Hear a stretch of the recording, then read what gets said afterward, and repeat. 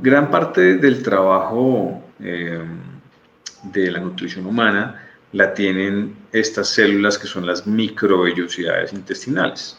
Las microvellosidades intestinales tienen dentro de la membrana celular, tienen unas estructuras a las que llamamos cotransportadores o transportadores.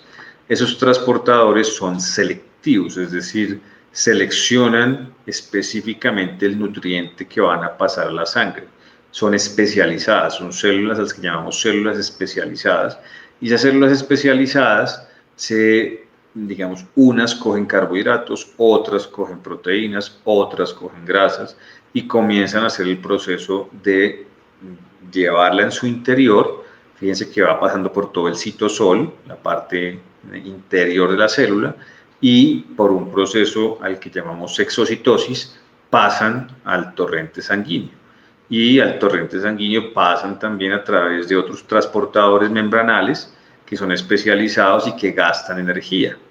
Entonces, esto básicamente ocurre en el intestino delgado. Cuando la persona tiene alguna cirugía, llámese una cirugía bariátrica, llámese una cirugía porque tuvo algún trauma y se le quitó o se le removió una porción del intestino, porque tiene cáncer y le quitaron una parte de su estómago, le quitaron una parte de su intestino, pues estas vellosidades van a sufrir una afectación.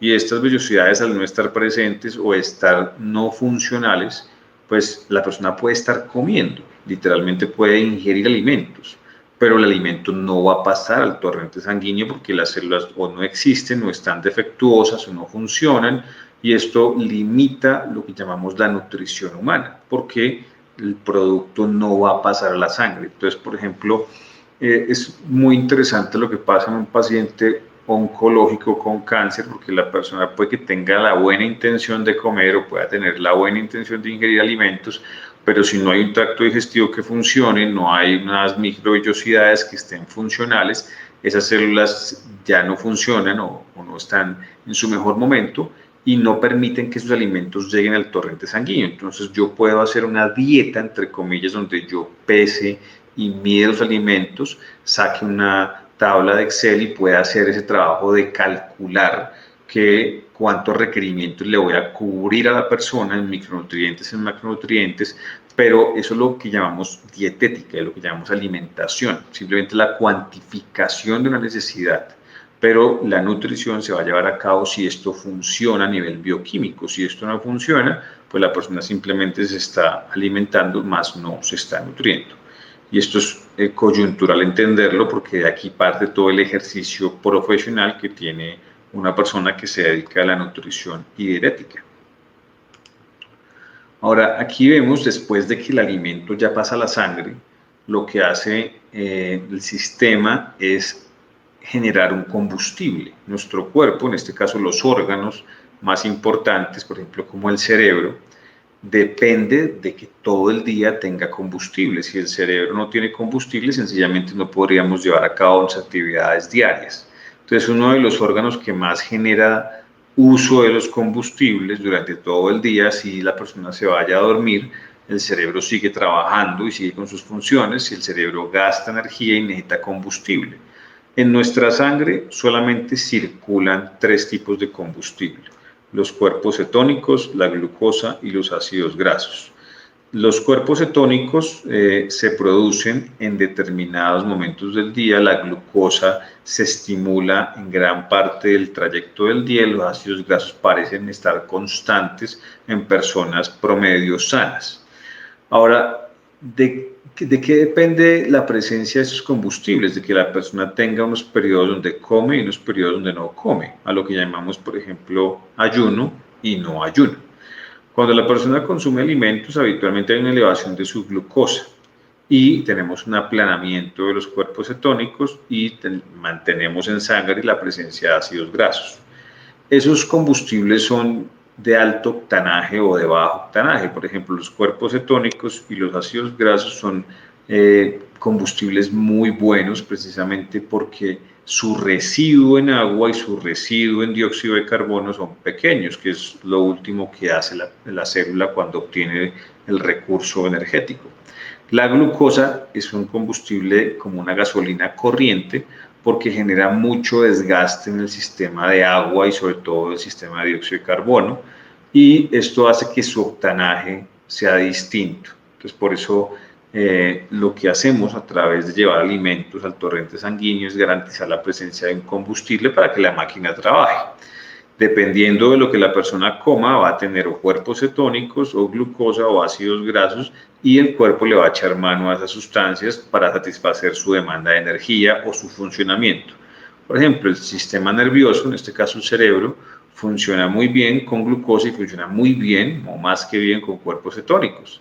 Pero el sistema nervioso habitualmente no es capaz de utilizar ácidos grasos. Entonces, por eso gran parte de los tejidos, digamos que pide unos combustibles en el transcurso del día y requiere otros que de pronto no usa porque no está, digamos, la vía metabólica para hacerlo, o no, el cuerpo no tiene la predilección de utilizar esa vía para satisfacer la demanda de combustible. Esto es una célula, básicamente, y aquí podemos ver todo lo que les acabo de mencionar.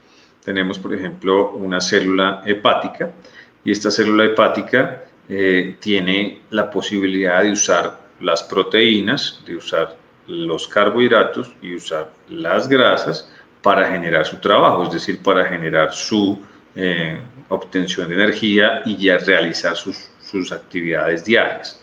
Entonces, cada uno de estos combustibles entra a la célula y se lleva a cabo gran parte de procesos, ¿sí? Lo importante es que cada una de estas sustancias tiene un octanaje distinto, y lo que se busca con esto es mantener unas funciones de trabajo constantes que permitan una cosa que se llama el ciclo de la generación de protones y electrones, a lo que llamamos cadena transportadora de electrones. Esta cadena transportadora de electrones básicamente es el motor de esa célula, y esa célula está trabajando todo el día y requiere, pues, efectivamente, que se le lleguen afluentes del medio ambiente externo, en este caso la alimentación, a lo que llamamos nutrición, ¿sí? Después de que ya llega a la sangre, y se lleva a cabo el proceso entonces de utilización de los combustibles. Esto básicamente es lo que ocurre en cada segundo, en cada momento, hasta que la persona, pues, tenga su vida, su ciclo de vida completo. Ahora, después de que la persona tiene los combustibles funcionando en el torrente sanguíneo, es clave entender que después de que se ingiere un alimento, pasa a nuestra sangre y llega al sistema, posterior a eso hay una activación de hormonas, y esas hormonas regulan el combustible, es decir, regulan el combustible que se va a gastar en la fase de actividad y en la fase de descanso. Los seres humanos pues tenemos dos fases que están mediadas por un impulso que se llama impulso circadiano, que está asociado con la presencia o la no presencia de luz proveniente del sol, o de carencia de la luz proveniente del sol. Dependiendo de donde estemos ubicados en el planeta, pues tendremos unos días más largos, unos días más cortos, pero siempre tendremos unos días que están mediados por la presencia de luz solar y otros que están por una fase de descanso donde no hay luz solar, donde entre comillas tenemos nuestra fase de descanso. Cualquier tipo de alteración que se presente en el transcurso del día se va a ver impactado las hormonas. La insulina, la grelina, la leptina, la adiponectina, el cortisol, todas son hormonas que nuestro cuerpo, digamos, produce en el transcurso del día, que están relacionadas con la ingestión de alimentos y el uso de los combustibles. Gran parte de las enfermedades que tenemos en el día a día, resistencia a la insulina, obesidad, enfermedad cardiovascular, cáncer, está relacionada con esto, con que la persona no tiene un conocimiento de su fase de actividad, su fase de descanso, no sabe utilizar correctamente las moléculas, no sabe la diferencia entre alimentación y nutrición, y muchas veces tiene conflictos en el mantenimiento del combustible. Prende hormonas en momentos del día donde no se deben prender y apaga hormonas en momentos del día donde no se deben apagar. Y esto lleva a la persona a tener la presencia de enfermedades. Entonces es muy importante entender los conceptos de nutrición, alimentación y entender que después de que uno se consume el alimento, se van a presentar una serie de reacciones que van a activar unas hormonas y que esas hormonas, si trabajan bien, posiblemente no tengamos enfermedades, pero si esas hormonas trabajan mal y trabajan mal por gran parte del tiempo, que es el grueso de la población, vamos a terminar desarrollando enfermedades. Eso es muy importante entenderlo.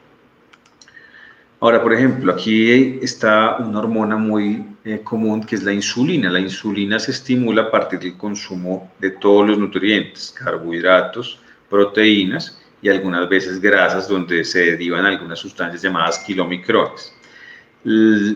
Las células del páncreas, llamadas células de islotes beta, ellas producen esa hormona y esa hormona tiene mucho que ver con el uso del combustible, del uso de la glucosa en este caso, y ahí tenemos la activación de la insulina que permite que esa glucosa entre a la sangre, entre a la célula y se pueda llevar a cabo el proceso de la cadena transportadora de electrones, el uso de la energía y la obtención del recurso nutricional.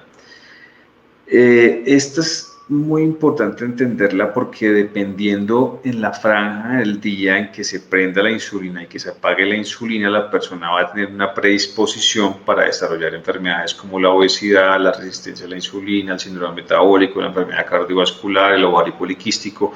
Muchas de las enfermedades que tenemos en el transcurso de nuestra vida adulta son disregulaciones o no controles, en el caso, por ejemplo, de la insulina a través de la alimentación. Nuestro cuerpo, pues en grandes rasgos, para que quede claro el concepto de nutrición, de alimentación y de dietética, es una máquina. La máquina de nuestro cuerpo tiene un switch que se prende o un switch que se apaga todos los días. Cuando está prendido hablamos de un estado anabólico y cuando está apagado hablamos de un estado catabólico. Cuando estamos hablando de un estado anabólico estamos hablando de que el cuerpo coge los combustibles y los guarda para darle un uso posterior. Y cuando estamos hablando de un estado catabólico hablamos de que la persona apaga el switch y lo que hace es prender ese combustible para gastarlo.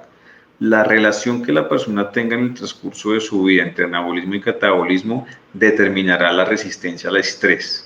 Y la resistencia al estrés va a ir al núcleo, va a llevar a la información que nosotros pasamos a nuestros hijos, a nuestra progenie. Si nosotros tenemos una vida donde no controlamos lo que hemos hablado en esta masterclass de alimentación y nutrición, vamos a tener una máquina que se va a envejecer más rápido. Y esa máquina que se va a envejecer mucho más rápido va a ser más proclive a fallar y a tener enfermedades que van a condicionar el uso de la máquina.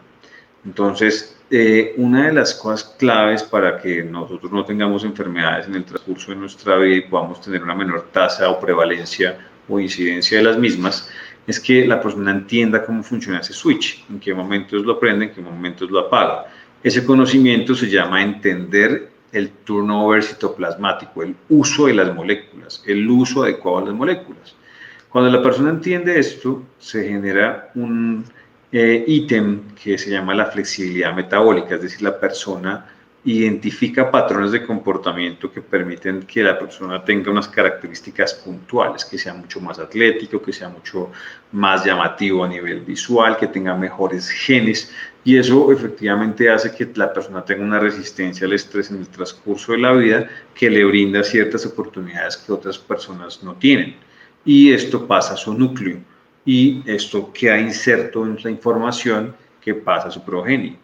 Esto básicamente es lo que uno busca cuando la persona entiende el concepto de nutrición y alimentación. Es cómo quiere usted que su máquina funcione, cómo quiere usted que la máquina de su progenie funcione y cómo quiere usted que en su familia se presenten o no se presenten enfermedades. Y esto básicamente se da si la persona entiende el concepto de alimentación y nutrición. Si simplemente pasamos toda la vida alimentándonos, simplemente quitándonos el hambre y llevando comida a nuestra boca sin saber qué va a pasar con ella, pues nos estaremos alimentando y posiblemente nuestra máquina va a ser esta, una máquina más envejecida, con peor resistencia al estrés y con una información en el núcleo no tan buena. Si la persona tiene un control en el transcurso de su vida y mantiene este turnover citoplasmático, va a tener una mejor maquinaria, va a pasar una mejor maquinaria, va a tener menos enfermedad y pues efectivamente va a tener un beneficio por encima de sus, digamos, counterparts. Ahora aquí vemos, por ejemplo, cómo es el uso que tiene la máquina habitualmente de los combustibles. Entonces, fijémonos pues acá, esto es cómo gasta grasa el cuerpo humano y cómo la guarda en el transcurso de un día. Habitualmente cuando estamos en la fase diurna o digamos que tenemos disponibilidad de luz solar, nosotros no gastamos grasa o combustible de la grasa, simplemente lo mantenemos y comenzamos a guardarlo. El único momento en el día donde se moviliza la grasa y se gasta la grasa, por ejemplo, en términos de perder peso, es en horas ya tardías, en horas de la noche. Y ahí es donde la persona literalmente pierde peso a través de echarle mano a la reserva de grasa que tiene guardada en el tejido adiposo. Entonces, por eso hay que entender esto de la pulsatilidad de los combustibles para poder tratar enfermedades, por ejemplo, como la obesidad, porque los combustibles no van a estar en sangre, en la presencia, siempre constantes, van a depender de impulsos, en este caso como el impulso circadiano o el momento metabólico.